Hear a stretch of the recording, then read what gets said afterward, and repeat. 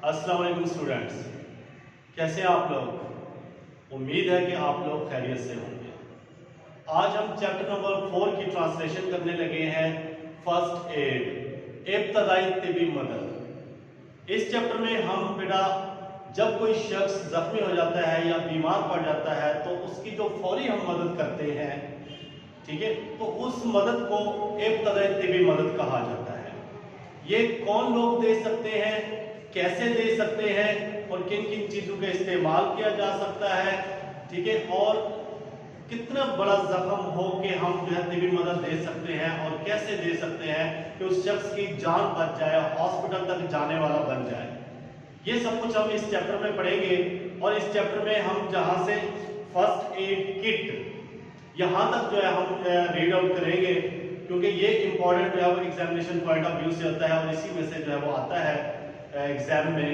तो यहाँ तक मैं आपको आज ट्रांसलेट जो है वो करके देने वाला हूँ बेटा। जी, हम स्टार्ट करते हैं। पैराग्राफ नंबर 1 देखें बेटा। We all need at times in our lives, हमें जिंदगी में अक्सर औकात मदद की जरूरत पड़ती है। Sometimes we may have accidents and we may get hurt. बाज़ औकात हम हादसात का शिकार हो जाते हैं या हम जख्मी हो जाते हैं या हमें चोट लग जाती है। हर्ट मीन चोट लगना। When we are injured or suddenly become unwell, we need someone to help us, someone who knows what to do. जब हम जख्मी हो जाएं या अचानक बीमार पड़ जाएं, तो हमें किसी ऐसे शख्स की जरूरत होती है जो ये जानता हो कि क्या करना है। It is temporary and immediate help. ये आर्जी और फौरी मदद होती है। Immediate help, फौरी मदद। This timely assistance comprising simple medical techniques is most critical to the victim and is often life-saving. This timely assistance mean ये बर वक्त मदद comprising मुश्तमिल होती है simple medical techniques, सादा तिबी तरीकों पर मुश्तमिल होती है, and is critical to the victim, और मरीज के लिए बहुत अहम साबित होती है, and often लाइफ सेविंग, और बाज़ औकात ये जिंदगी बचाने वाली साबित होती है। Any lay person can be trained to administer first aid. किसी भी आम शख्स को इब्तदाई तिबी मदद देने की तरबियत दी जा सकती है। ले पर्सन मीन आम शख्स। The first aid can be carried out using minimal equipments. इब्तदाई तिबी मदद कम से कम आलात इस्तेमाल करके अमल में लाई जा सकती है। First aid knowledge ranges from taking care of cuts to dealing with unconscious victim. इब्तदाई तिबी मदद का इल्म छोटे जख्मों की देखभाल करने से लेकर बेहोश मरीज को होश में लाने तक महदूद होता है। नेक्स्ट है बेटा कट्स एंड स्क्रैचेस, छोटे जख्म और खराशें। Handling minor accidents at home और on the road develops a sense of crisis management. घर पर या सड़क पर मामूली हादसा से निपटना हंगामी सूरत हाल से निपटने का शऊर पैदा करते हैं। This may prepare people to tackle with unexpected emergencies with great confidence. यह लोगों को गैर मुतवक्के हंगामी सूरत हाल से पुरएतमाद तरीके से निपटने के लिए तैयार करते हैं। Minor cuts and scratches usually do not need to go to emergency room. छोटे जख्मों और खराशों के लिए आमतौर पर हंगामी सूरत हाल के कमरे में जाने की जरूरत नहीं होती। Yet proper care is essential to avoid infection और अदर कॉम्प्लिकेशन। मगर जरासीम ज़दगी और दूसरी पेचीदगियों से बचने के लिए मुनासिब एहतियात की जरूरत होती है। Following guidelines can help you to handle crisis and take care of all. 10 साल में दी गई रहनुमाई आपको हंगामी सूरत हाल से निपटने और तमाम चीजों की देखभाल करने की मदद दे सकती है।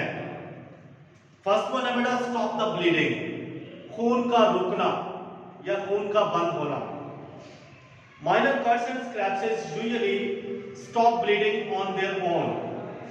माइनर कट्स मामूली जख्मों और खराशों का खून आम तौर पर अपने आप रुक जाता है।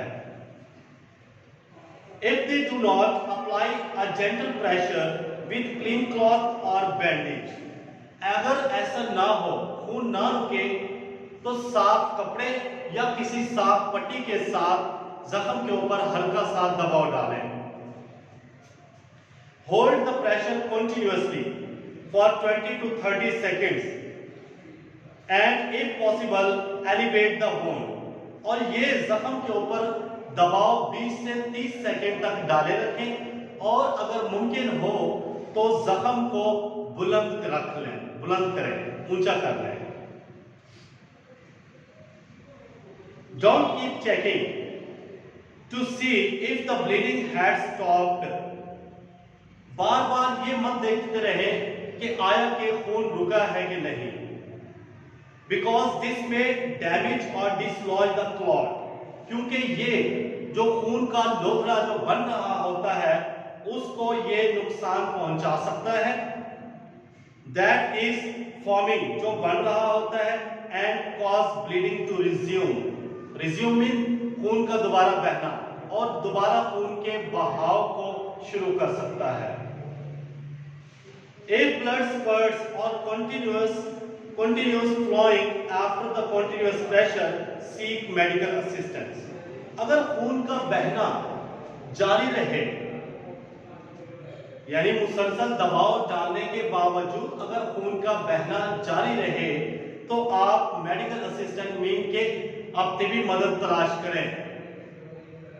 क्लीन द वुंड, जख्म को ढांपना, साफ करना, क्लीन द वुंड, जख्म को साफ करना। Rinse out the wound with clean water, साफ पानी के साथ जख्म को धो लें।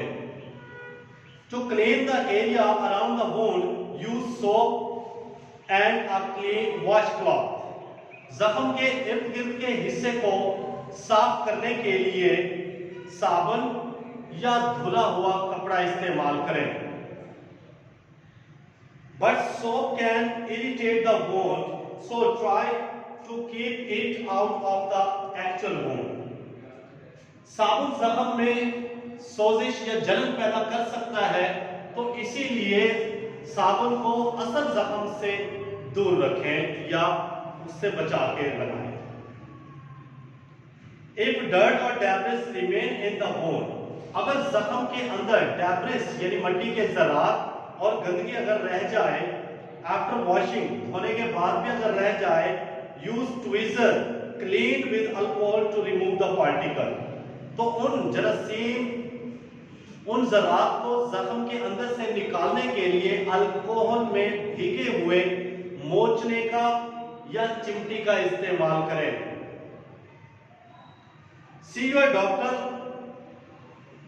if debris remains still, see your doctor। अगर मिट्टी के ज़रात उसके बाद भी बाकी रह जाए तो डॉक्टर से रजू करें। Thoroughly clean the reduces the risk of infection and tetanus। जख्म की मुकम्मल सफाई, थॉरो क्लीनिंग, मुकम्मल सफाई जरासीम ज़दगी और तशन्नुज भी एक बीमारी का नाम है, डिजीज है, ठीक है, उसके खतरे को कम कर देती है। नेक्स्ट पेज पे बेटा देखें, अप्लाई एन एंटीबायोटिक, जरासीम कश दवा का लगाना। After you clean the wound, apply a thin layer of antibiotic cream or ointment to help keep the surface moist। जख्म धोने के बाद जख्म की सतह को नम रखने के लिए मरहम की हल्की सी तह लगाएं। The products do not make the wound heal faster. Products mean अद्वियात जख्म को नहीं भरती, but they can help your body's natural healing process work fast. बल्कि ये आपके जिस्म के अंदर मौजूद कुदरती अमल से जख्म भरने के अमल को तेज कर देती है। एक बार फिर सुन लें कि अद्वियात जख्म को तेजी से नहीं भरती, बल्कि जिस्म के अंदर मौजूद कुदरती जख्म भरने का जो अमल है उसके काम को तेज कर देती हैं। Certain ingredients in some of the ointments can cause a mild rash in some people. कुछ लोगों में मरहम में मौजूद खास किस्म के अज्जा सोजिश या जलन पैदा कर सकते हैं।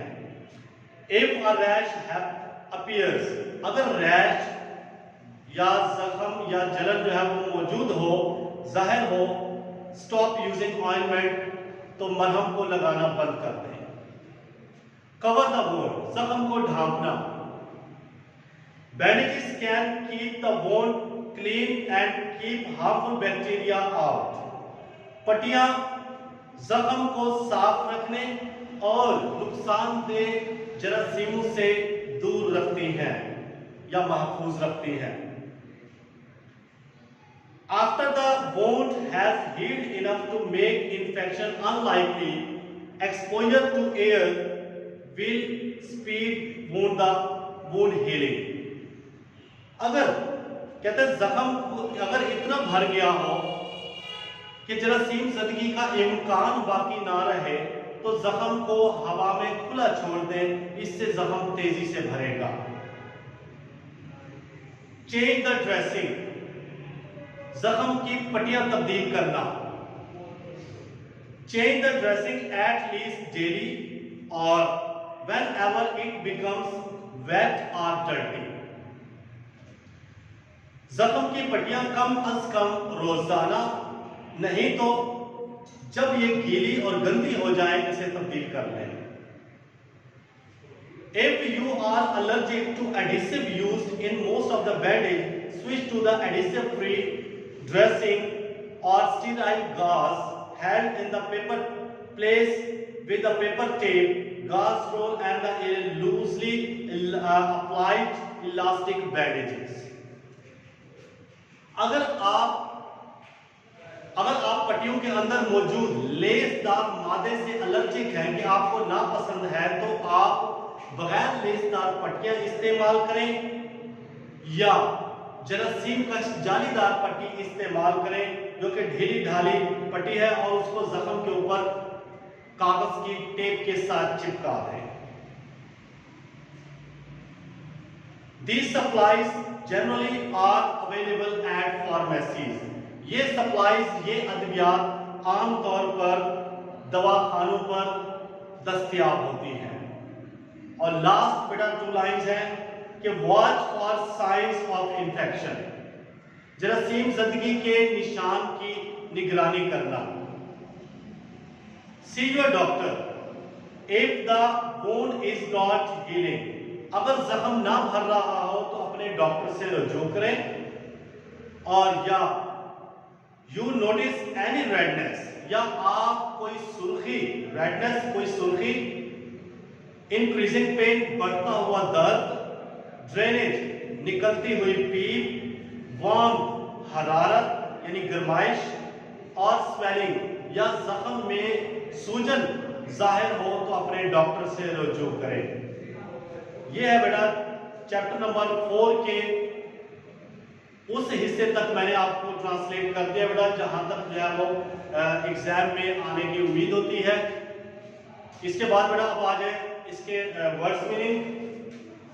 वर्ड्स मीनिंग में पहला है टेम्परेरी एंड इमीडिएट है, आर्स your foreign mother, timely assistance बर वक्त मदद, ले पर्सन आम आदमी, मिनिमल इक्विपमेंट कम से कम आलात, अनकॉन्शियस विक्टिम बेहोश मरीज या मुतासरा शख्स, अनएक्सपेक्टेड इमरजेंसीज गैर मुतवक्के हंगामी सूरत हाल, इन्फेक्शन जरासीम ज़दगी, कॉम्प्लिकेशंस पेचीदगियां, एलिवेट बुलंद करना, स्पर्ट में फूटना, रिंग्स आउट धोना, डैब्लिस मट्टी के ज़रात, टेटनस तशल्लुज, इंग्रेडिएंट्स अज्जा, एडिसिव लेसदार, ड्रेनेज पीप का निकलना, स्वेलिंग सूजन, कैरिड आउट अमल में लाना, स्टीराइड गाज, जालीदार